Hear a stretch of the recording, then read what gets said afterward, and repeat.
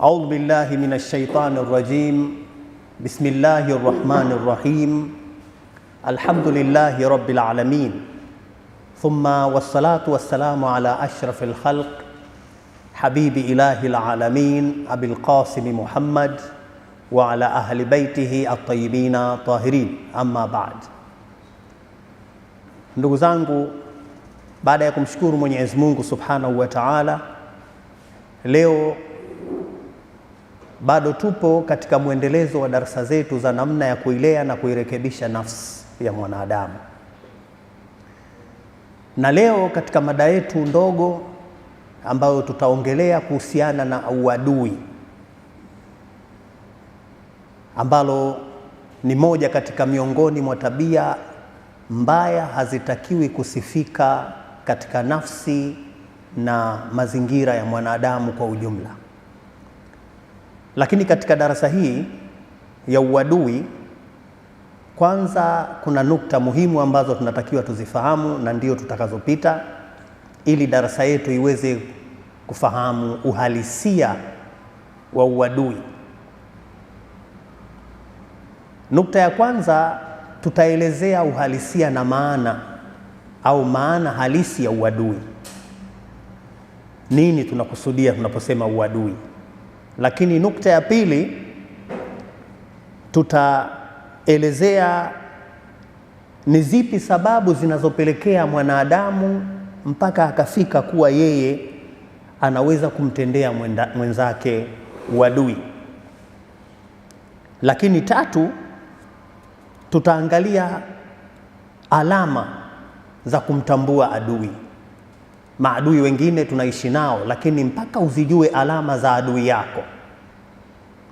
Lakini na nukta ya tatu na ya mwisho, inshallah Mwenyezi Mungu akitupa taufiki, kama tutaweza kufika, tutaangalia ni madhara na hasara zipi zinapatikana kwa kuishi katika mazingira ya uadui.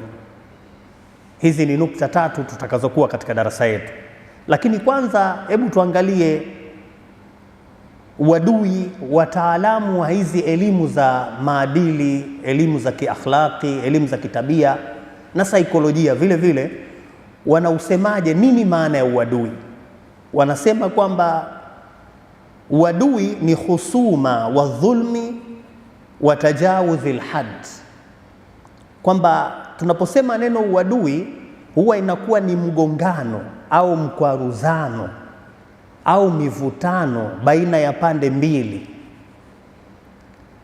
Lakini vile vile ni dhulma, ni kumdhulumu mtu pasi kuwa na sababu, au ni kufanya dhulma pasi kuwa na sababu. Yaani kwa lugha nyingine, kuchukua haki ya mtu.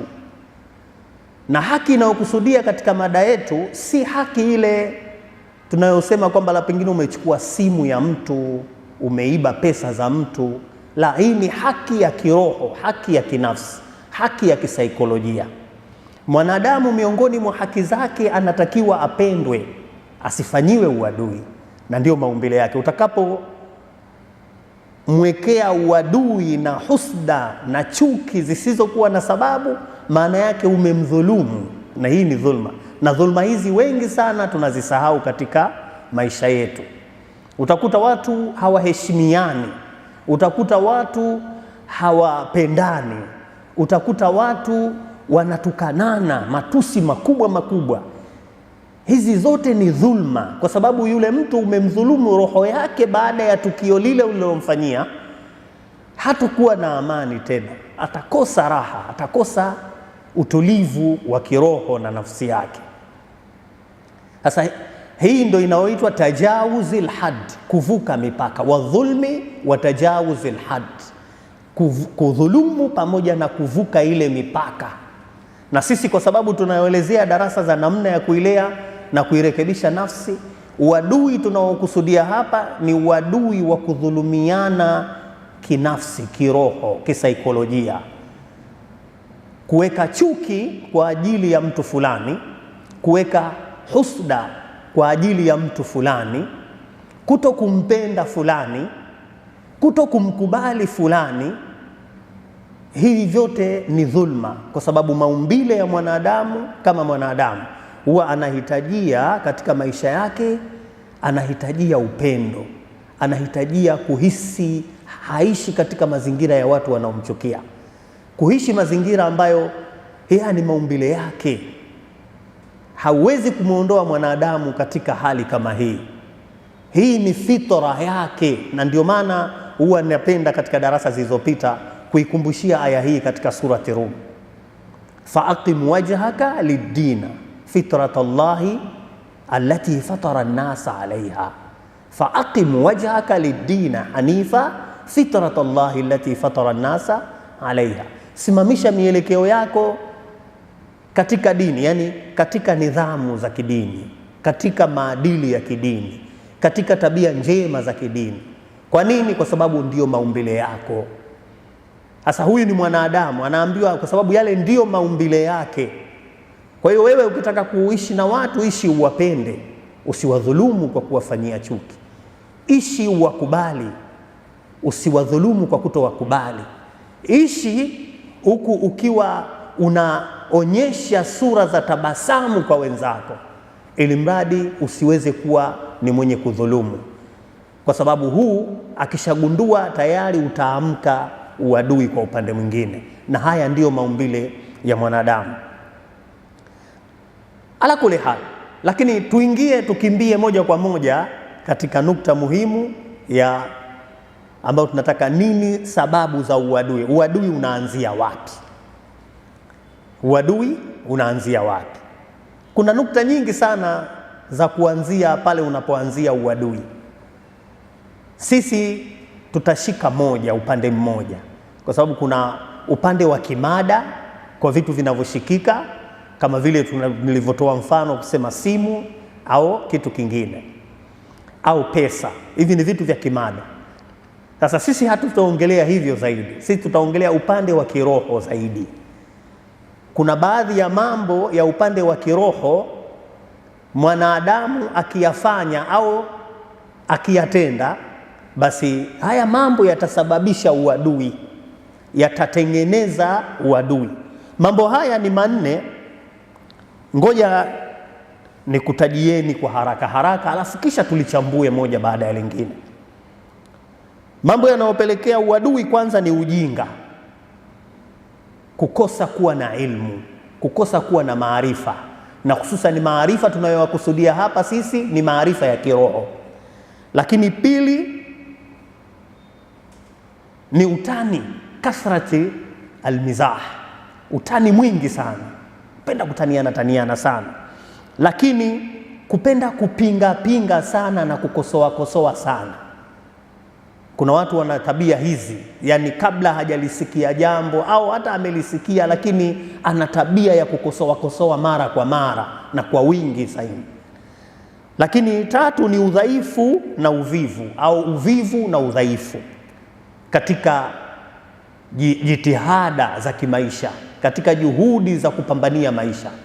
Mtu akikosa akiwa na tabia hizi nne, ujinga, utani mwingi, kupinga sana, pamoja na udhaifu au uvivu wa jitihada wa kupambania maisha yake, wa kupambania hali yake. Vijana wanasema kupambana na hali yake. Vitu vinne hivi nilivyoviorodhesha ni vya muhimu zaidi, japokuwa vingine vinaweza vikawepo. Hivi vitu vinne mwanadamu akivibeba kwa kiasi kikubwa sana akapitiliza, vinaweza vikawa ni kweli, ni sahihi wakati mwingine, lakini vikipitiliza vitakuwa ni hatari. Ndivyo vinavyoenda kujenga uadui. Hebu tuanze kuangalia jambo la kwanza, ujinga. Ujinga ni miongoni mwa sifa na chanzo cha ujinga, au tunaweza tukasema hivi, miongoni mwa sifa na chanzo cha uadui ni nini? Ni ujinga. Imamu Ali ibn Abi Talib anatuambia maneno haya, ra'sul jahl muadatu annas, chanzo cha uadui, chanzo cha uadui ni ujinga. Chanzo cha uadui ni nini? Ni ujinga. mtu anapowatendea watu uadui, mara nyingi sana huwa ana aina fulani ya ujinga, ana aina fulani ya upumbavu ambayo anao. Akatuambia tena Amirul Mu'minin, na ili kutupambanulia, na mimi hapa ndio nitapambanua zaidi, akasema annasu a'da ma jahilu, watu ni maadui sana kwa yale mambo ambayo hawayafahamu, hawayajui. Ni kweli watu wengi sana ni wajinga, tunapambana na mambo tusioyajua kwa tunawawekea watu uadui. Leo hii ndugu yangu, umekuja katika mji wa Dar es Salaam au mmekutana na mtu katika ofisi fulani, katika kampuni fulani, ukamkuta mtu yule mkawa mnafanya naye kazi pamoja, mnaishi naye pamoja. Mtu yule ana maendeleo ya aina fulani, mtu yule ana sifa ya aina fulani, mtu yule ana personality ya aina fulani.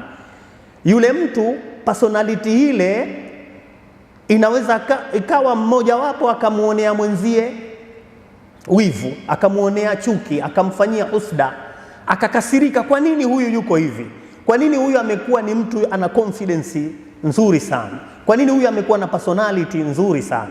Kwa nini huyu amekuwa ni mtu ana maendeleo makubwa sana?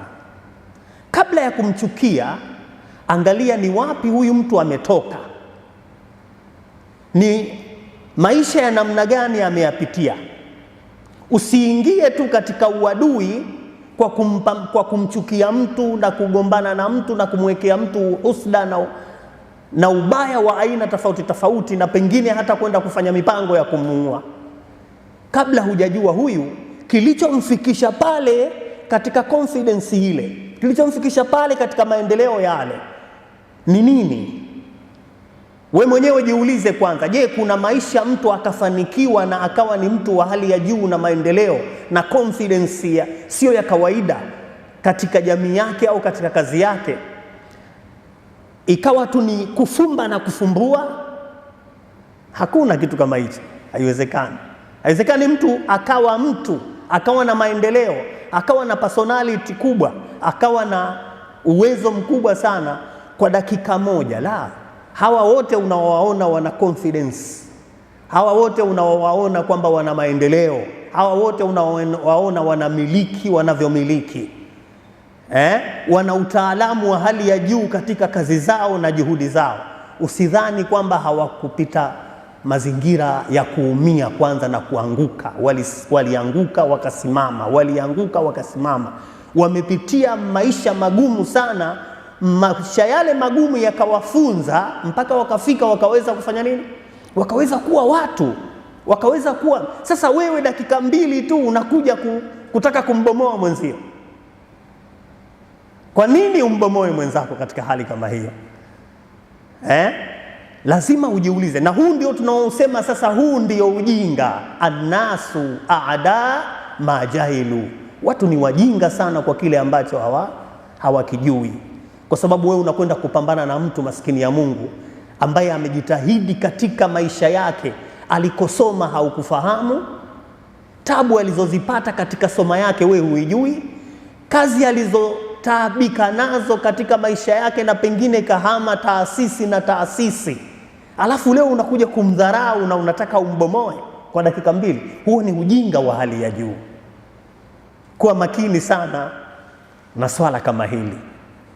Hiyo ni nukta ya kwanza. Lakini nukta ya pili ni utani mwingi, kuzidisha utani. Utani ni jambo ambalo linapendeza katika maisha, ni jambo zuri katika kufurahishana nyoyo zetu, katika kuingiza furaha katika nyoyo zetu. Na hata Mtume, kuna moja ya hadithi anasema, idkhal as-sururi fi qalbi al-mu'min sadaqa, kuingiza furaha katika moyo wa muumini ni sadaka. Ukamfurahisha mwenzako, ukampa kanukta kumchokoza, kautani, ni sawa. Lakini utani huu usiwe ni mwingi, umechukua nafasi 70% katika maisha yenu. Kila mtakapokutana nyinyi ni utani tu, kila mtakapokutana nyinyi ni utani tu.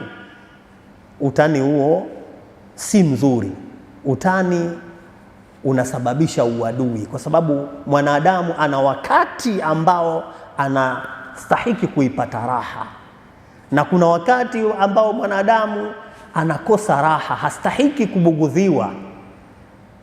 Yani hata yeye ametoka huko alikotoka, amepata matatizo huko alikotoka, au ameudhiwa au amekorofishwa huko alikotoka, pale hahitaji kitu chochote, bado ana stress katika moyo wake, ana msongo wa mawazo kwa kile alichoumizwa huko alikotoka.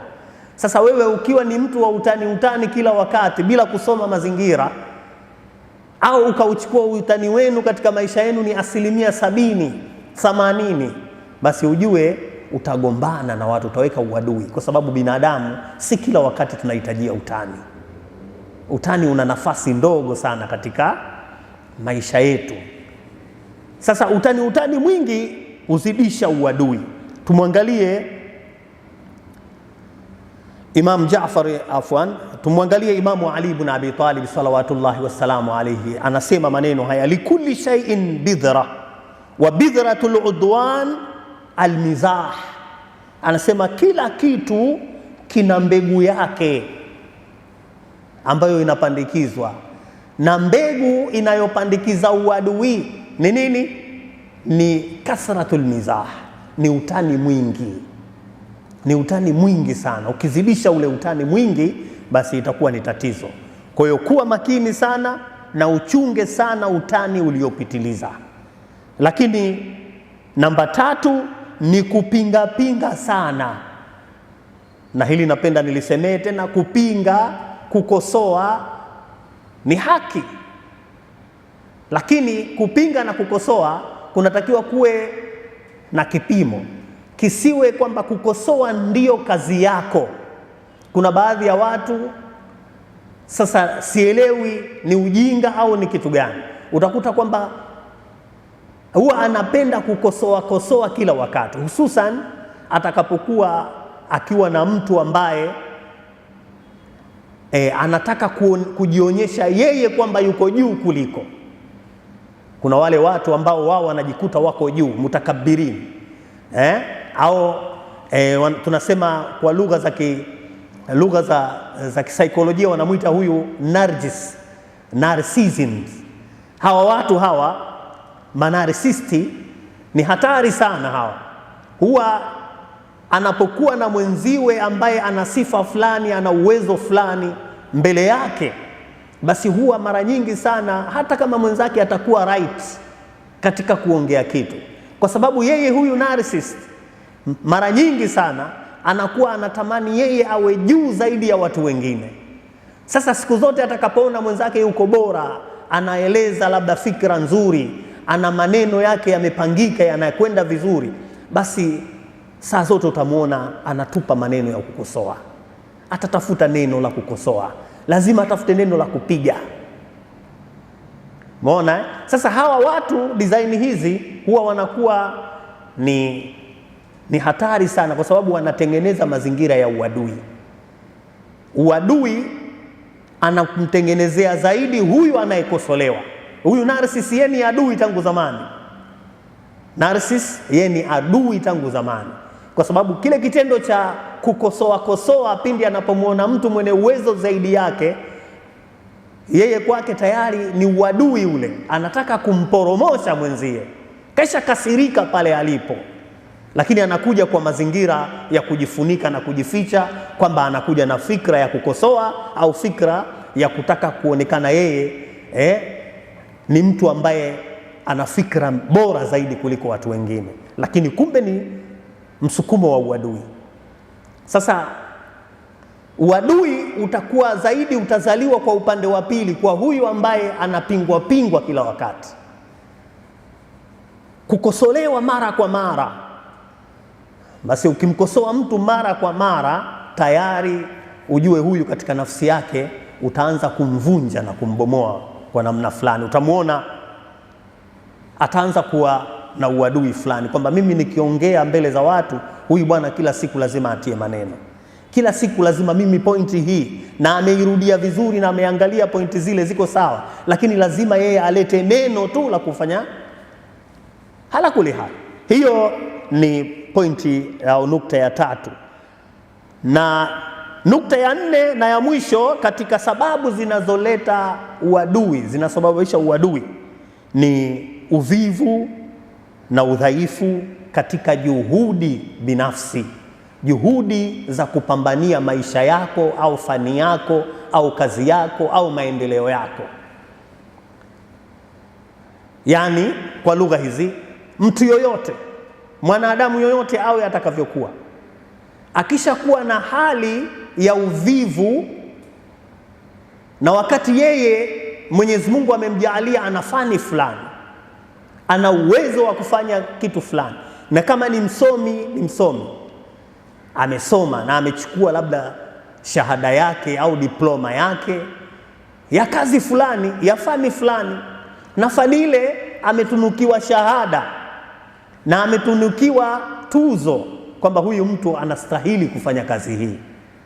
Sasa akiingiwa na tabia ya uvivu, akiingiwa na tabia ya udhaifu katika kupambania ile fani, kuwa na jitihada katika ile fani aliyonayo au kazi aliyokuwa nayo, basi moja kwa moja mtu huyu, wallahi alazim, utamuona ataanza kuwafanyia wenzake uadui, kwa sababu yeye ni mvivu, yeye ameshajitia katika position ya udhaifu.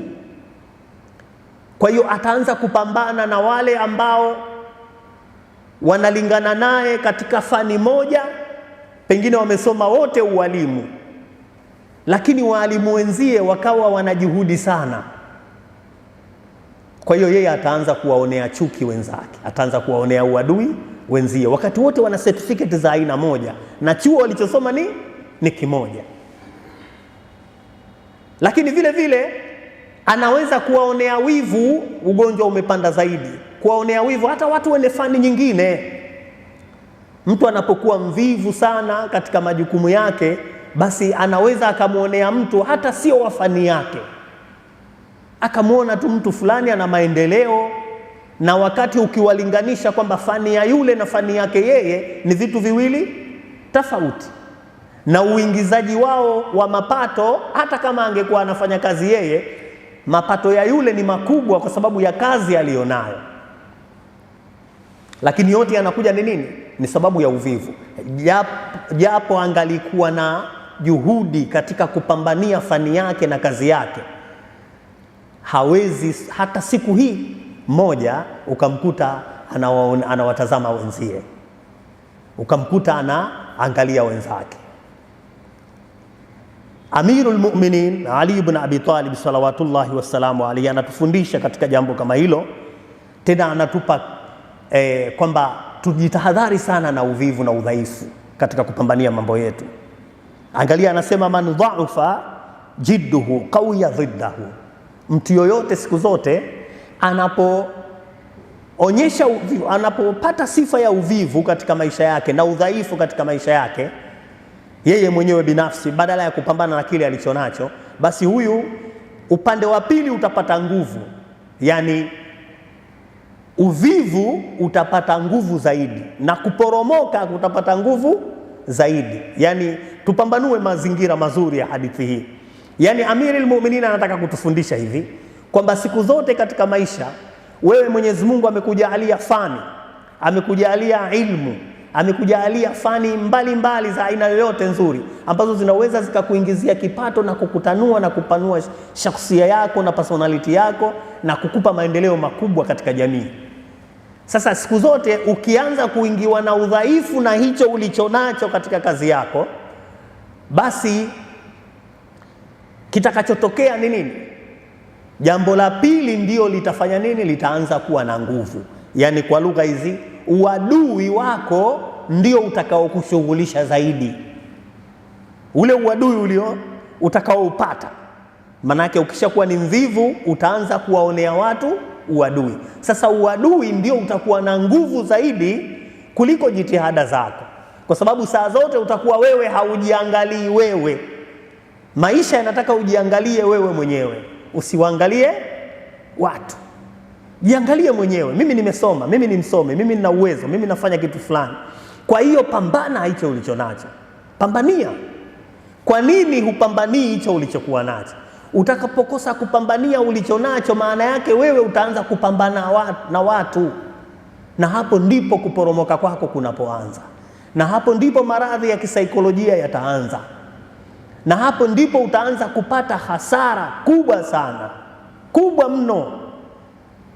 Kwa sababu ya nini? Kuna hadithi, nakumbuka Amirul Mu'minin Ali ibn Abi Talib salawatullahi wassalamu alayhi anasema man zaraa al-udwanu hasadal khusran. Siku zote mtu ambaye anapandikiza uadui kwa watu, basi matokeo yake ni hasara. Utakuta watu wengine wanaendelea na maisha yao, kama walikuwa na fani zao, utakuta fani zao zinapanda kila siku, kwa sababu mwanadamu huwa anakuwa kila siku. Anapofanya kazi yake kila siku, ile kazi inamkuza, anakuwa. Hakuna kazi utakuwa siku moja. Unaweza ukakua kwa miaka 2 3, unaweza kukua kwa miaka 5. Sasa wewe wakati huo unapambana, unakulia wapi wewe? Huwezi kukua. Ina maana kwamba utabaki una drop tu, wenzako unawatazama wanapanda, wanakwenda juu. Hizi ni sababu 4 ambazo tumezitaja, ambazo zinasababisha nini? Zinasababisha uadui. Tumesema ni tabia ngapi hizo? Tumesema kwamba ni tabia 4. Ya kwanza ni ujinga, ya pili ni utani mwingi sana kupita maelezo, 3 kupinga sana kuliko zidi ziada, lakini 4 ni uvivu na udhaifu wa kuzipambania juhudi zako na maisha yako ya baadaye, au kile ambacho ulichokuwa nacho. Ama nukta ya pili, ni zipi alama za kumtambua adui?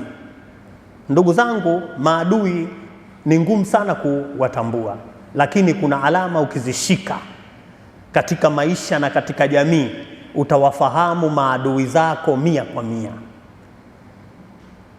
Wengi tunashindwa kuwafahamu maadui zetu. Kwa nini? Kwa sababu hatuna alama maalum. Lakini dini yetu ya Kiislamu imetufunza kwamba kuna alama maalum. Ukizifahamu hizo, ndio alama utaweza kumfahamu mtu adui yako. Anaweza kuwa ni ndugu yako wa karibu, anaweza kuwa ni mtu rafiki yako, anaweza kuwa ni jirani yako, anaweza kuwa ni mwanafunzi mwenzio, ni mfanyakazi mwenzako, lakini ukaishi naye, na kama hauzitambui alama hizo, wallahi alazim atakupeleka mbio sana, atakukimbiza sana. Lakini ukizifahamu alama hizo, basi ujue moja kwa moja huwezi kubabaika na mtu. Kwa haraka tuzitaje kwanza. Mtu wa kwanza ni mtu ambaye anakuficha aibu zako. Yaani aibu zako, wewe una mapungufu, una aibu fulani unazozifanya, lakini yeye hakwambii, ana tabia ya kuzificha. Lakini mtu wa pili ni mtu ambaye anakupaka mafuta kwa chupa ya mgongo zile tabia zako. Wenyewe Waarabu wanaita mudahana. Unakuta kuna mtu, wewe una mapungufu fulani, lakini yale mapungufu yako yeye anataka kuyatetea na kukutengenezea mazingira kwamba uone sio mapungufu. Unaona unafanya vibaya, lakini anakupaka mafuta ili wewe usijione zile aibu, akiwa na malengo kwamba watu wataona. Watu watafanya nini? Wataona, na utakuwa umeshadhalilika katika jamii. Na huyu wa kwanza na wa pili ni watu wanafanya. Huyu anastiri, anajifanya kama vile hajaziona, lakini huyu wa pili yeye anakuzidishia kukupakia rangi. Sasa wote hawa wawili wanataka wewe katika jamii ile udhalilike, uumbuke. Tuko pamoja hapo Lakini tatu, alama ya tatu,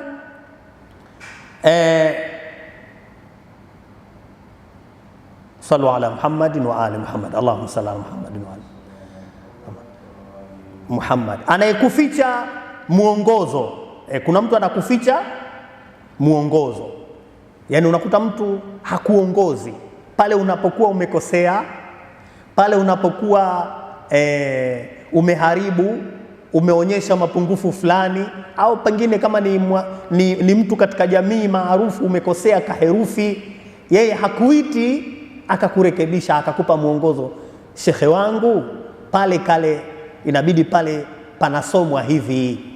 Umeona Basi huyu yeye anafanya nini? Hakupi mwongozo wa kitu chochote, anakuangalia tu, anakunyima mwongozo. Lakini kitu cha 4 kinacholeta uadui ni tumbo. Tumbo, njaa, kwa lugha na nzuri tuseme ni nini? Ni njaa. Umaskini, kada alfaqru an yakuna kufran. Ilibaki kidogo tu ukafiri, umaskini ungekuwa ni ukafiri. Njaa, lakini hiyo ni 4. Lakini 5 ni hasira na matamanio. Hasira na matamanio. Lakini 6 na ya mwisho, kabla hatujaanza kusherehesha na kupambanua moja moja, ni nafsi yako mwenyewe binafsi. Nafsi yako binafsi. Nafsi inaweza ikawa ni adui yako, nafsi yenyewe uliyokuwa nayo. Lakini tukipambanua moja baada ya lingine, kama wakati utaturuhusu inshallah. Tuanze na kwanza, ni mtu ambaye anakuficha aibu zako. Mtu anayekuficha adui zako lazima umtambue kwamba huyu ni adui mkubwa sana, na uwe tahadhari naye, kwa sababu binadamu tumeumbwa ni watu wenye kukosea, ni watu wenye mapungufu. Binadamu, hata Mwenyezi Mungu ametusifu katika Qur'ani, anasema wa khuliqal insana dhaifa. Mwanadamu ameumbwa ni nani? Ni dhaifu, ana mapungufu, ana udhaifu wake. Lakini mtume naye akasema maneno kwamba kullu bani adama khata wa khairal khata'in at-tawwabin. Kila mwanadamu ni mkosa, ana makosa yake, ana mapungufu yake, lakini mbora wao ni yule mwenye kutubia. Sasa kwa hiyo kukosoana ni kitu ambacho kipo katika maisha. Kurekebishana ni vitu ambavyo vipo, lakini kuwe na adabu, kuwe na heshima, kuwe na kutaka kheri, kutaka maendeleo ya mtu. Sasa ukimwona mtu hakurekebishi, anakuficha, basi ujue huyo mtu hafai. Sikiliza maneno mazito anayoyasema Amirul Mu'minin Ali ibn Abi Talib alayhi salam kuhusiana na mtu huyu anayekuficha aibu zako. Anasema man sataraka aibaka wa aba fi ghaibika fahuwa al-adu fahdharuhu. Mtu yoyote anayesitiri aibu zako, kuzificha, lakini huyo ukitoka ukawa haupo, umempa mgongo, akaanza kukusema kwa watu, yaani anakuacha ukosee, lakini ukishakosea ukitoka tu ukimpa mgongo, anakaa na watu, anaanza kunong'ona, hebu mmemuona yule jamani, mnamuelewa? Mmemfahamu yule? Angalieni jinsi gani anavyokosea, angalieni anavyovuruga.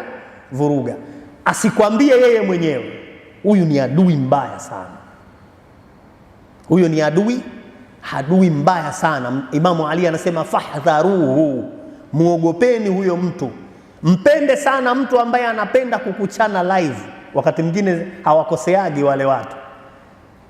Bora itokee mtu akuchane live, wanasema akwambie kinaga ubaya bila ya pazia, akakwambia bwana, hapo shehe umekosea bwana, hapo itakiwa pawe hivi na hapo itakiwa hivi. Huyo ni mbora zaidi kuliko yule akakuacha alafu ukitoka anakwenda kukusengenya mbele za watu.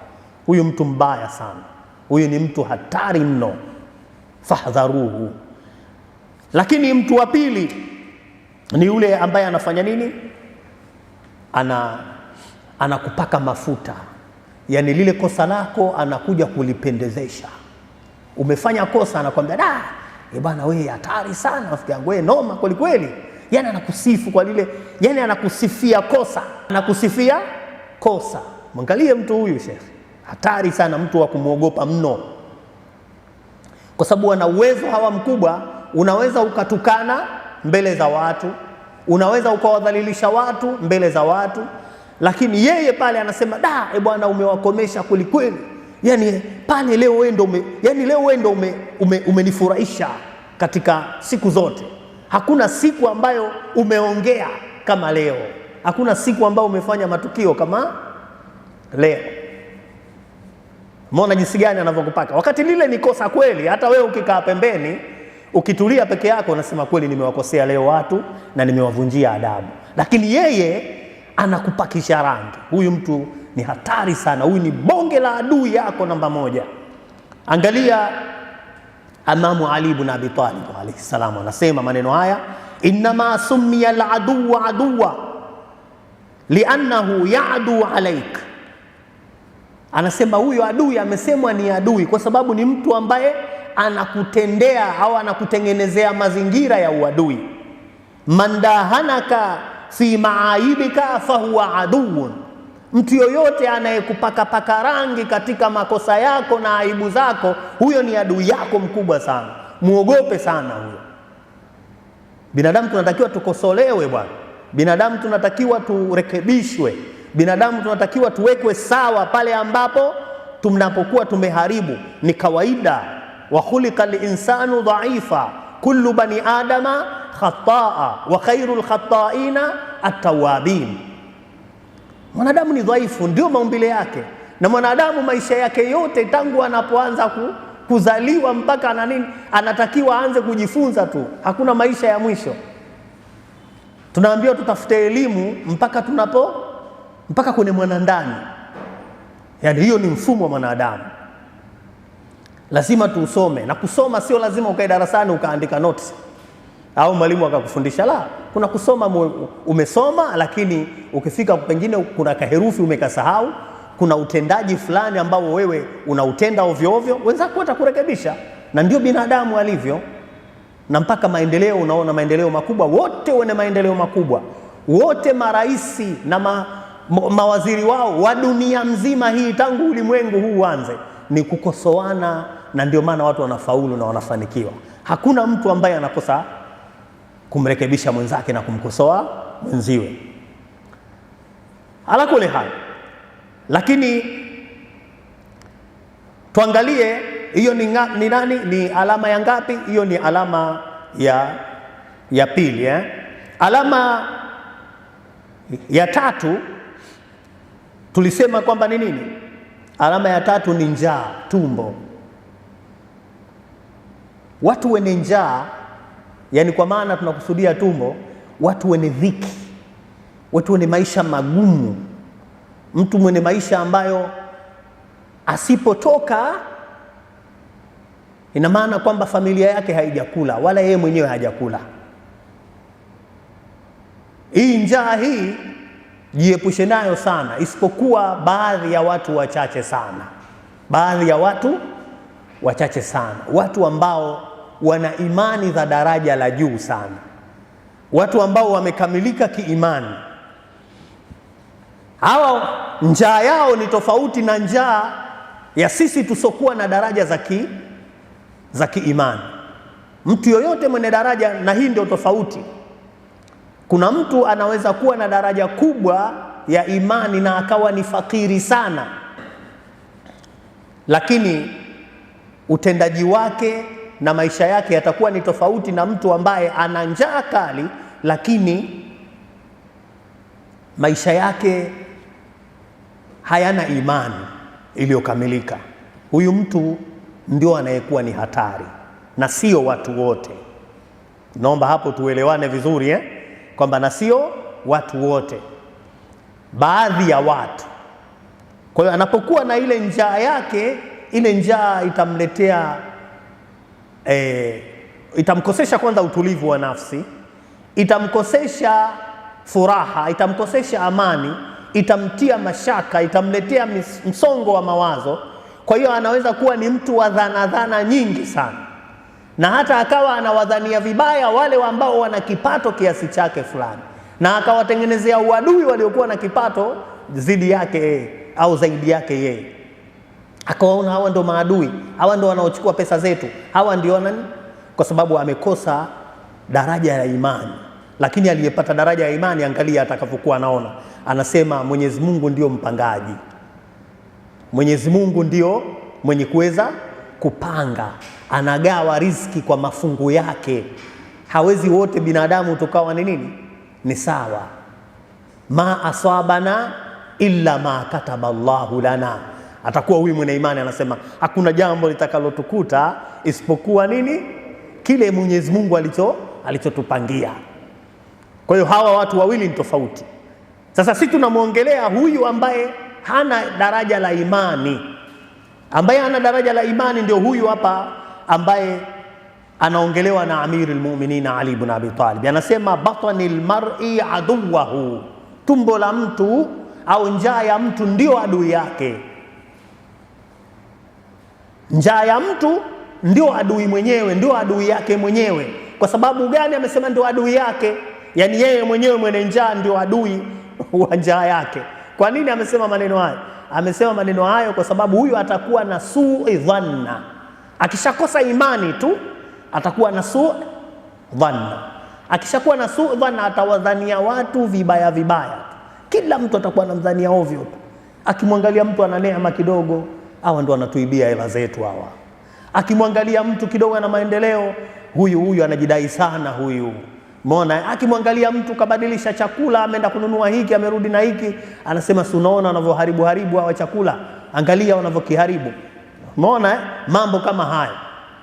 Lakini ukiwa na imani basi mambo yatakwenda vizuri zaidi. Hiyo ni alama ya 3. Ama alama ya 4 ni mtu ambaye anakuficha muongozo. Hii tumeiongelea Mtu ambaye anakuficha muongozo. Naam. Mtu ambaye anakuficha muongozo, anashindwa kukuongoza. Yaani wewe unakosea na anaujua muongozo, anashindwa kukwambia bwana shehe, hebu fanya hivi. Ndugu yangu, hapa kuwa hivi. Hapa inatakiwa ukae hivi. Hapa unatakiwa bwana, ukiwa unafika kwenye media pale, mkao wako itabidi ukae hivi. Ukiwa unaongea, kwa sababu kipindi cha leo kiko hivi, inabidi uongee kwa sauti ya namna hii, uongee hivi. Sasa na katika maisha yetu yote ni hivyo. Mtu anaweza kukurekebisha hata namna ya kuvaa. Mtu anaweza kukurekebisha na kukupa muongozo hata namna ya uongeaji wako. Hata mtu yoyote anaweza kufanya nini? Kukupa muongozo katika namna yoyote ile. Namna yoyote ile. Sasa huu muongozo huu ndio unaotakiwa katika maisha yetu huku. Hata mtaani, mswahilini, inatakiwa watu tupeane miongozo. Sasa ukimwona mtu hana miongozo yoyote, hakupi muongozo wowote, basi ujue huyo mtu ni adui yako mkubwa sana. Ukishamtambua, angalia maneno ambayo anayasema Imamul Jawadi alayhi salam. Anasema qad aadaka man satara anka rushd ittiba'a lima tahwahu. Anasema ameshakuwa ni adui yako mtu yoyote yule ambaye ana kuficha ukweli, anafatiliza kile ambacho anaona wewe ndio kinaendana na matamanio yako. Yaani ukweli anauficha, ule muongozo kukuongoza anakuficha, lakini anakuacha ubaki kwa vile ulivyo. Sasa huyu wanasema ni nini? Huyu ni adui mkubwa sana. Ni adui ambaye tunamwita katika watu ambao wanaweza kukuingiza katika matatizo. Mfano mzuri, tutoe mfano mzuri. Mfano leo hii mtu unataka kwenda kuonyana na mheshimiwa rais mathalan, iwe ni kwetu au nchi yoyote duniani. Unapokwenda katika majumba ya watu, katika ikulu za watu, inatakiwa kama umepata nafasi ya kwenda kuongea na waheshimiwa, inabidi upewe training kwanza, upewe muongozo kwanza, namna utakavyovaa, namna utakavyoongea, namna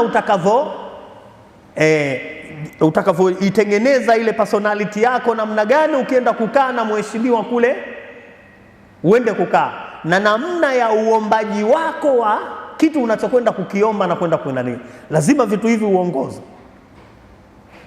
na la sivyo unaweza ukaenda, kwa sababu tunaposema neno rais ni mheshimiwa mno, ni mheshimiwa sana. Kuna taratibu zake na kuna wakati wake. Sio kila wakati nafasi hiyo utaenda kukaa wewe siku nzima ukakae naye pale mnaongea tu. Wana majukumu watu. Kwa hiyo sasa unakuta mtu mwingine hawezi kukupa muongozo kama huo. Utakwenda utavaa jinsi ulivyovaa, utakwenda jinsi ulivyokwenda. Matokeo yake kuna baadhi ya sehemu ukifika tu vile ulivyovaa tu unafukuzwa pale geti la Ikulu. Huwezi kuingia wewe, kwa sababu mazingira yako mbona uko hivyo. hujachana nywele, utaambia bwana wewe, hebu hatuhitaji watu kama nyinyi, kikao hakuna.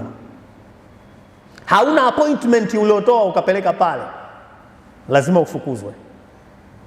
Kwa hiyo moja katika uadui ni kwamba mwanadamu atakapokosa kumpa mwenzie mwongozo. Lakini 5, alama za kumtambua adui yako: hasira na matamanio. Hasira na matamanio. Hapa tuingie moja kwa moja kwenye hadithi ya Amirul Mu'minin Ali ibn Abi Talib. Anatuelezea kuhusiana na matamanio na hasira.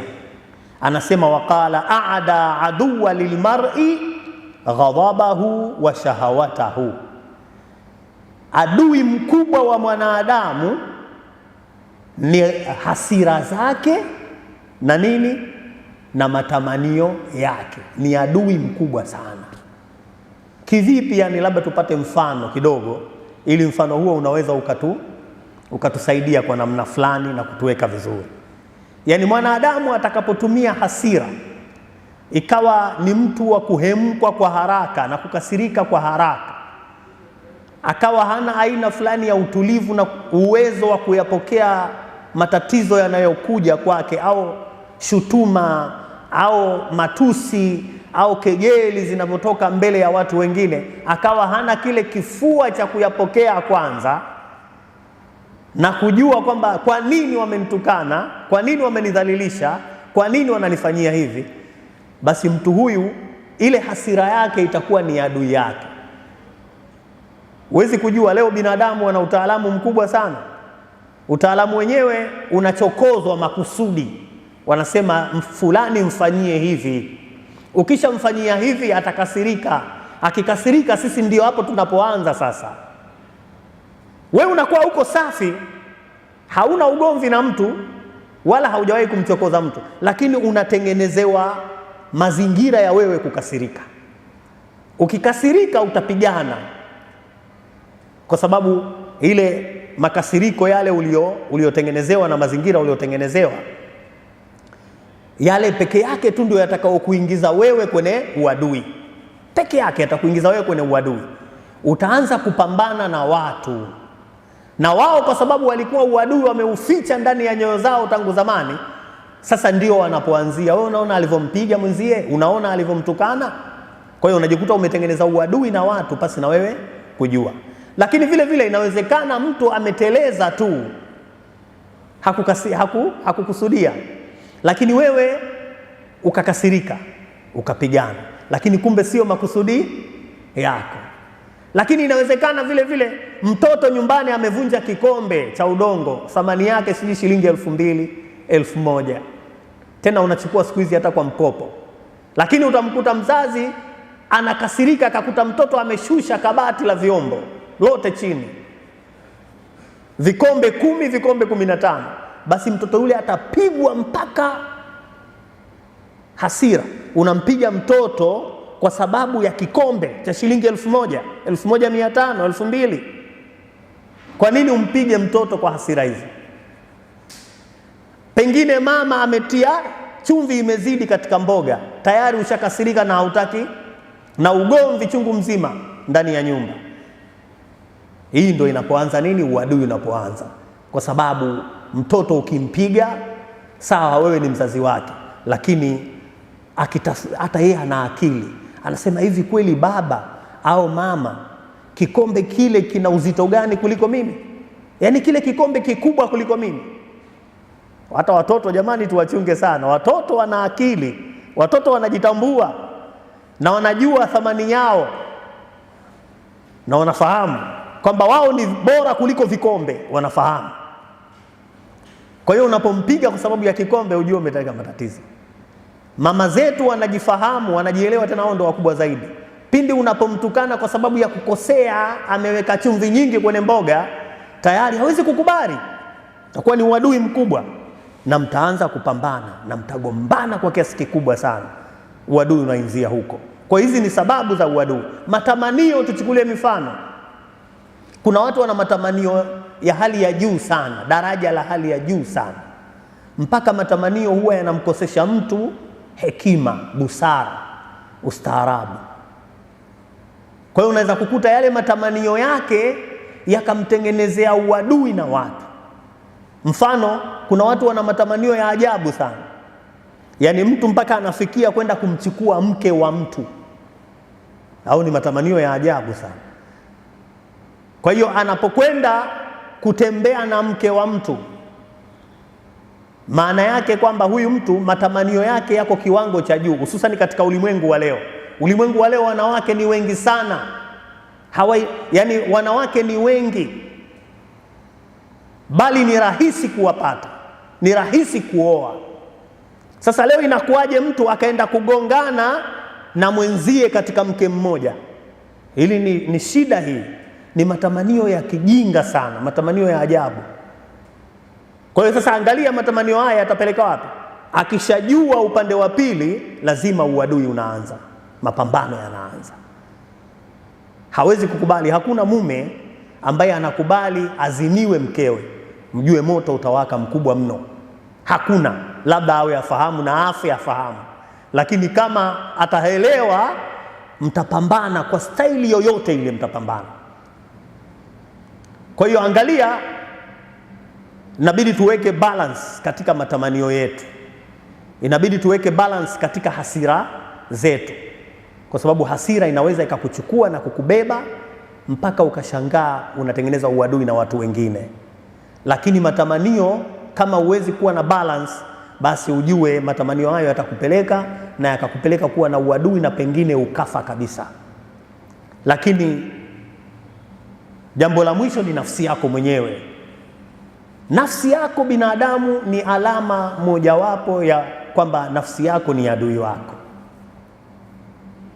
Nafsi yako ni adui yako.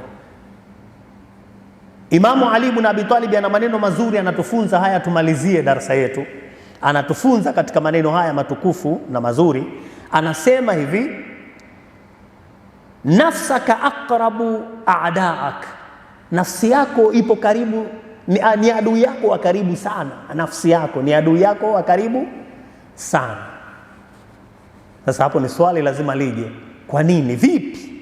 Vipi nafsi yako inakuwa ni adui yako wa karibu sana?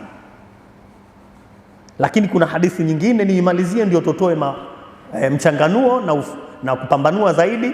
Anasema aada aduwaka nafsaka allati baina janbaik, kwamba adui mkubwa ulionayo wewe mwanadamu ni nafsi yako ulionayo mwenyewe.